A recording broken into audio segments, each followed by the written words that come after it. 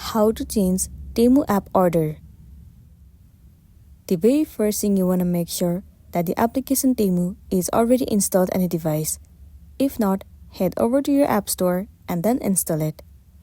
Once you have the app on a device, simply open it.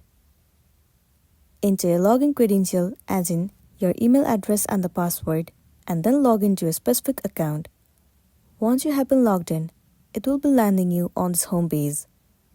Now what you want to do is head over to you at the bottom of the screen. Tons of different options will be visible to you. Head over to your order. It will be landing you on this page. So in this page, you will be able to see all the list of the orders that you have made. If the order has not been packed yet, the option of cancel will also be visible to you. All you want to do is click on cancel and the order will be cancelled successfully. Once the order has been cancelled, now what you want to do is you have to make the purchase of the product that you would want to buy.